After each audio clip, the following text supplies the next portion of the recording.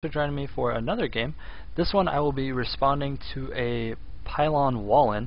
This is something that the reason why when you're watching tournaments and things like that, you see those MLG maps and the GSL maps, there's always like a supply depot right here, and that's to prevent these Pylon wall-ins. But on the ladder, there aren't those there. So as a Zerg player, you can be susceptible to a Pylon wall-in.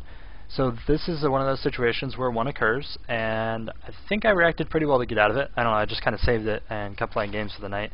Pretty sure I did pretty well, and I'm just going through a series of things that I've seen recently, and actually for a really long time, obviously, as that MLG map change was made a long time ago, on the ladder pool that maybe you would be struggling with, sometimes I struggle with. I know I've died to a Pylon wall-in once or twice by responding improperly, so hopefully this again refreshes it in my brain, as well as helping you in the future respond to these Pylon wall-ins. And this is on my alternate account, Dominion, which I'm playing Zerg on now, and it's just like my pure Zerg account. Lokazi is my random account, and of course what I will still be known by. Dominion, just don't be confused, it's actually me. And I am the Zerg here on the left-hand side of the map, here on Antigua Shipyards, and Concurrence is the blue Protoss. Now, again, on maps like Antigua Shipyards in particular, there are a few other maps where Forge Fast Expand is extraordinarily good for Protoss. These are the type of maps that you will find yourself getting Pylon walled in a lot on. So like this one, Tal the Ream, etc. Because they're already building a Forge to expand, they feel like, oh, well, I already have a Forge, so I can defend these pylons at the front of the base with a cannon behind it and deal a lot of damage, deny the expo. So here he goes. He's going to start up his pylon wall here. 1, 2, 3. So before I would even be able to get drones down there, see, as you see, drones are pulled, but before I'm able to get drones down there and block the actual wall in, he's finished it up. So pretty good planning there on his part by Concurrence. And I'm going to try and beat down this one middle pylon. And what this does is it forces him to committing to dropping a cannon here. If I don't do this, he doesn't have to drop a cannon, and it's going to deny my expansion for a decent little while till my pool gets out and Zerglings get down the ramp. But as it is, if I destroyed this pylon, I would then just be able to expand very easily behind it, and he would be able to drop a new pylon down here, etc., etc. So it's best just to pull 3 drones just in case. And now blocking my own Zerglings a little poorly, not the best response. I'm going to pick off that one pylon, and then I'm going to back up. In the meantime, I started a spine crawler at the top of the hill. He has cancelled the gateway, which he was placing behind it to block it in, and starting his pylon right there. Looks like he's going to expand behind this, drop his nexus, which is what you want to do when you're doing this type of wall-in. You want to be getting ahead economically. I'm starting a Roach Warren and not committing to building more Zerglings because Zerglings aren't going to be able to do much. And the spine crawler is going to clear a way out for me here in just a minute. Now my Overlord scoots up, has vision of almost everything, and spine crawler up on the hill, outranges, or actually has the same range, I believe, 7. 7. Poking down that cannon, and down it goes. So I'm going to clear my own way out here. But as a Protoss player, he spent about, let's see, 450, about 450 minerals to accomplish this. So it's a pretty big investment. My Zerglings are going to run out here, beat on this cannon, turn, attack the probe, beat on this cannon, turn, attack the probe, turn, beat on the cannon, beat on the probe. Important to micro well there because a probe can actually kill a Zergling pretty easily. And these Zerglings are going to arrive in time to finish this off. Notice I only built 4 Zerglings because I'm so behind economically right now, and I know I am. I need to be very efficient at what I'm actually building in response. So 4 Zerglings can take out a cannon as long as it's already damaged. Clearing this out, a few Zerglings out on the field now for me now. Expansion going down, they're going to run across the field. Their speed just now finished.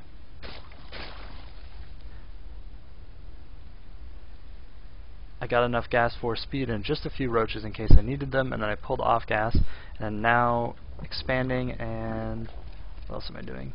Being really behind on drones. So hopefully I'll be droning up here in a minute. Now his wall-in is a little weak, and the reason why it's weak is because he invested so much money into that pylon wall-in that he can't afford to have like 3 gateways at the front of it by the time my Zerglings would get across the map.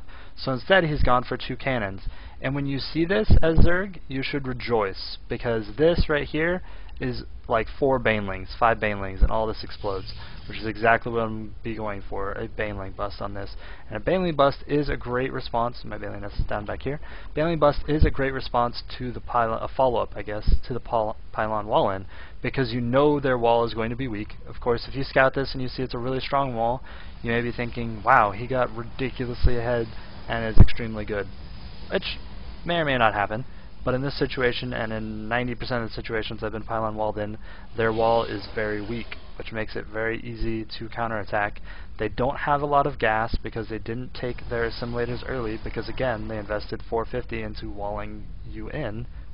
So yeah, we'll have some Banelings morphing here.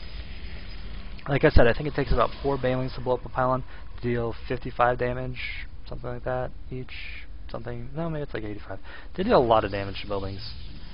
And I'm embarrassed in my math because I don't exactly remember how much damage they do. 80, okay. So they deal 80 damage to a building, so it takes 4, 6, 8, okay. So it'll take about 6 to 7 to blow these up. But I'm going to have enough. Lings heading across the field right now, dropping a Spore Crawler in case there's a Dark Templar follow-up. See, I'm dropping Spore Crawlers at each of my bases. Dark Templar is a pretty scary follow-up to just about anything. Banelings blowing up. Boom, down it goes. 2 of them getting picked off, the rest getting in. Zerglings getting a big surround. I took out the power, and now it's just a matter of cleaning up as much as possible. And because you're going to be so behind economically, it's pretty difficult to come back in the game after being pylon blocked in for so long, especially if they did expand behind it and didn't go for like more crazy all-inning. And it's important to just take out as many probes as possible and just keep going. Take out the probes, okay, probes are gone, run in. Take out more probes, okay, run the next set of probes. And all of his probes are cleared out now, so it is 3 probes to 23 drones. I've come ahead economically. GG called on both sides there, and I take this game. So the important thing to keep in mind with a pylon wall in is a little bit of creep spread, putting your spine crawler in an advantageous location that will allow you to beat on the wall without taking damage in return. And there's a lot of good places you can do that. You can just take out all 3 of the pylons, and then have to build another pylon behind it, and that leaves the actual cannon very susceptible to being surrounded by Zerglings, so that's totally fine. Or if it's a map like this where you actually have a height advantage and it can't see you, all the better. So this is Lokazi casting for you, and this was responding to a pylon wall-in, which you will see on the ladder, not that uncommonly. So it's important to respond to it properly, which is not overcommit on building units and keep droning, and then scouting, seeing what their wall-in is like. If it's a weak wall-in, Baneling busts are extremely effective. If it's a strong wall-in, that's when you need to try and take your third and get ready for air attacks with these Spore Crawlers or Dark Templars to try and deny it. As long as you have these here, you can actually drone up pretty hard and get ready to defend against that while he techs. So this is Lokazi casting for you.